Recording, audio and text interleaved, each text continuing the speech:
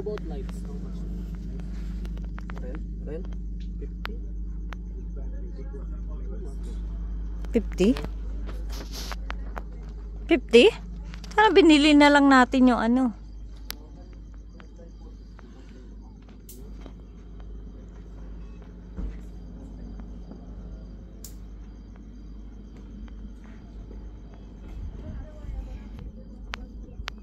Guys, what's up? We're back and finally we're here now at Love Lake Alcudra, and siyempre thank God kasi safe tayo nakarating dito.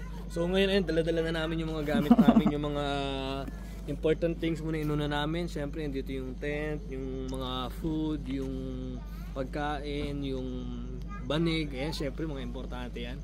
And of course, wala tayo ibang gagawin kundi pumunta na tayo doon kasi baka mamaya puno sila ron. So let's go! Let's go! So ito na, madilim guys. Ako sana ako nag-propose. Ay! So this is it. Dito ang nga dilim! pala ako nag-propose sa kanila. Pero mamaya usap tayo pag-iwanan. Madilim!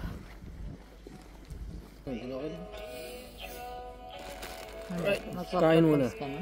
Kain. Anong proposal mo? Hi guys, let's eat.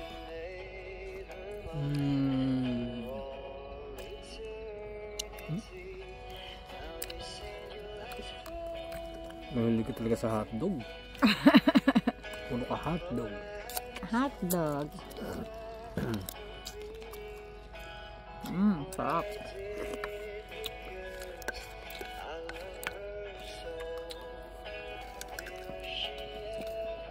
Yun pa.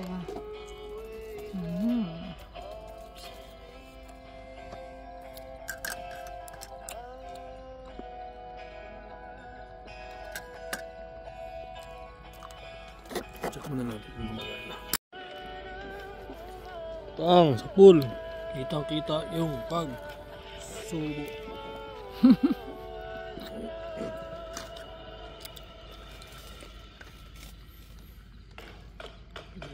Kitang-kita.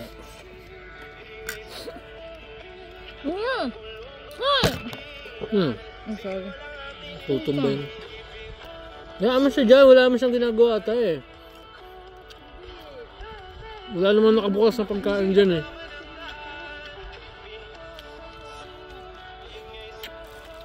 Yung?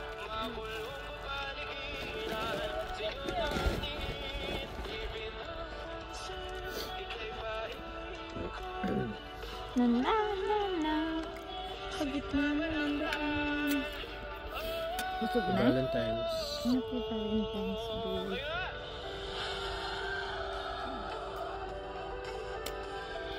Love you. Happy ka. Of course. Nandito tayo sa lugar. Sa lugar kung saan tayo saan ako nag-propose. Yeah. How does it feel na before mag-isa ka lang, biglang naging memorable yung place, naging proposal place mo. Started from yung andun ako, pa-picture ako, mag-isa lang ako nag-heart hanggang sa, di ba sabi ko sa'yo yung before, susunod tayo na magkasama dito. Yung may pasabi ka pa na sana nandito ka babe, ganyan. Pa-heart to heart ka pa ng ganun, mag-isa ka lang. At least, diba, yung mga gusto natin, yung mga tawag niyan, manifest natin na unti-unting nagkatotoo. Unti-unti, nagkatotoo, natupad. So, continuous lang tayo. Keep on manifesting those positive vibes in the future, positive things in the future.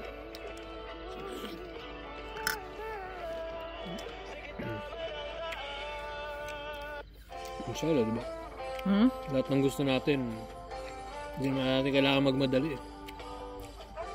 Kasi lahat naman na nangyayari sa buhay natin, lahat yan, will ni God yan. So, syempre, andyan yung guide ni God, pero nasa atin pa rin yun kung paano natin ikikilos para matupad yung mga yun. Kung paano mo ipopursue. Mabait din talaga si Lord sa atin. Pero awa ng Diyos, dumaan naman yung mga ilang, hindi naman perfect, halos madalas nga. May mga trials and problems tayo, di ba? Pero, the good thing is, hindi naman natin ganun masyadong nararamdaman kasi hindi naman natin pinipressure yung sarili natin, hindi naman natin i-stress. Ganun lang naman yun eh, kasi pag in-stress mo yung sarili mo sa problema, wala, matatalo ka lang. Totoo. Kailangan, hayaan mo yung problema, yung problema sa'yo.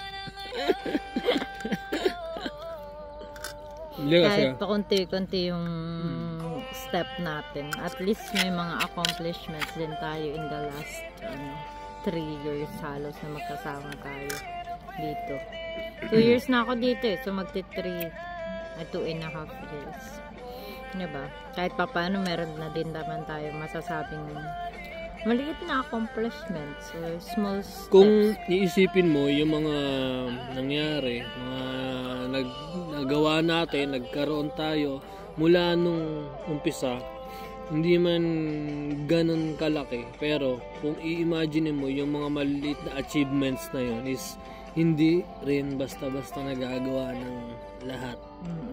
So, ayun. Kasi kahit naman na ma-failed ka minsan, okay lang yun eh. Kasi basta think positive lang palagi.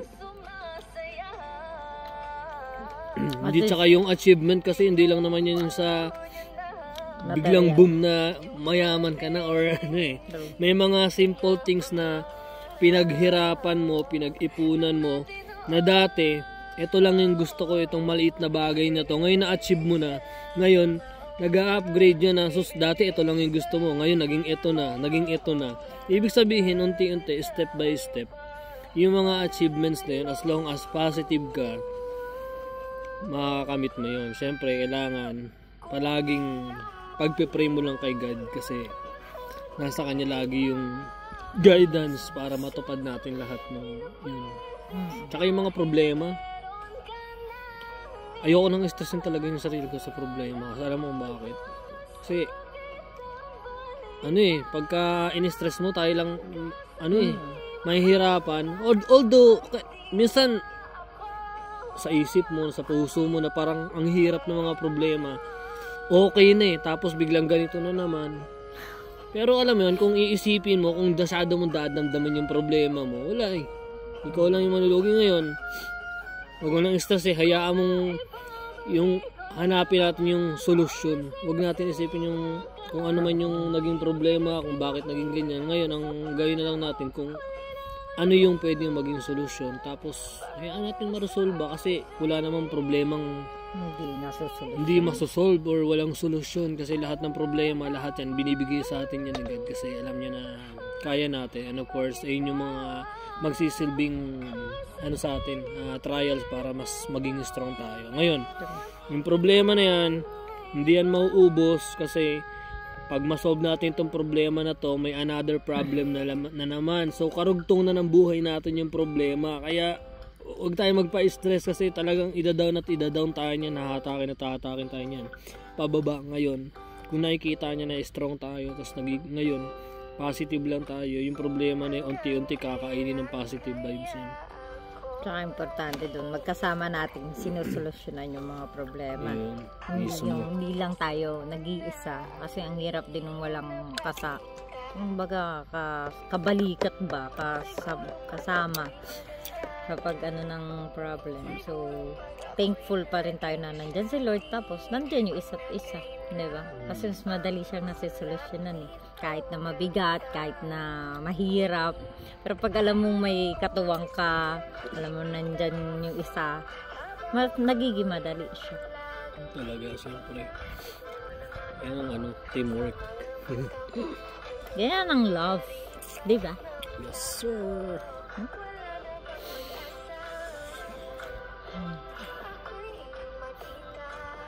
Ang ganda ng all of you. Ito, tignan mo.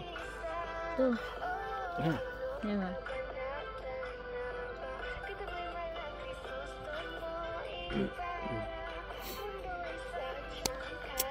Laban lang. Laban lang talaga. Wala naman tayo ibang magagawa eh. Karugtong na ng buhay natin yung mga pagsubok. Kailangan na maging strong ka para malagpasan mo lahat. Kasi kung mahina ka, kung weak ka, kung bibigay ka lang sa problema, wala, mabubuhay kang luso. Laban lang po, Chab.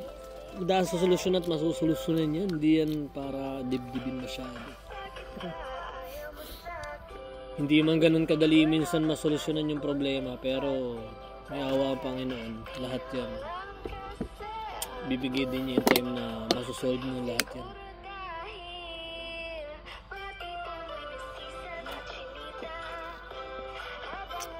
Humihina na ang ilaw natin.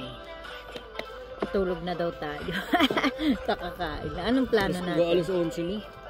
Wala nga. Inisip ko nang lumabas muna doon, papacharge ko yung phone ko. Doon sa ano, pwede kaya yun.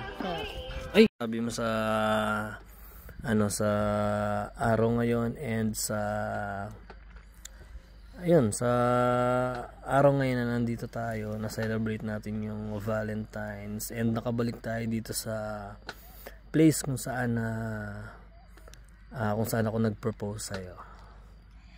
Yun, I'm so happy kasi kahit papano nakapag-celebrate kami dito sa memorable place kung saan, of course, kung saan ka nag-propose, which is naging part na ng life natin talaga. So, very happy ako na dito natin sinelebrate kahit simple lang, tayong dalawa lang, pero at least very romantic and happy yung naging ambience natin. Sobrang relaxing and sobrang, kahit alam natin na medyo konti lang yung panahon or maiksi lang yung panahon, still sulit pa rin yung naging biyahe natin, sulit yung pagstay natin dito, and of course sulit na sulit kasi kasama kita, of course, dito sa ating place, one of our memorable place of our life.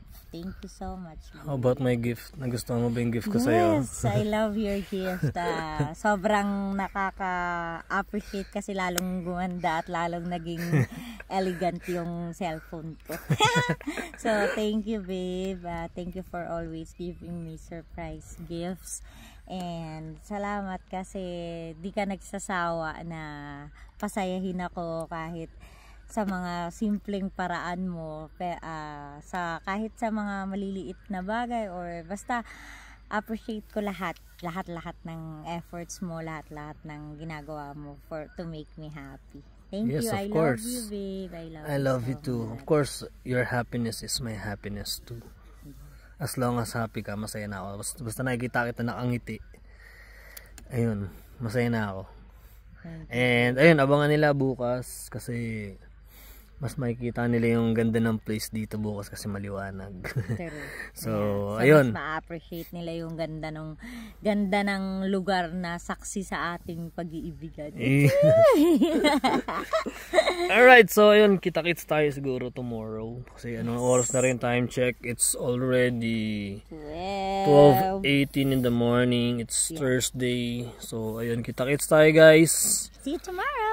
See you tomorrow. Thanks so much and stay tuned kayo, guys. And so abangan nyo, papakita namin sa inyo itong Love Lake ulit sa mga hindi pa nakapunta dito sa Pilipinas, sa mga friends and families namin dyan, and sa mga gusto pa pumasyal dito na bago sa Dubai, syempre.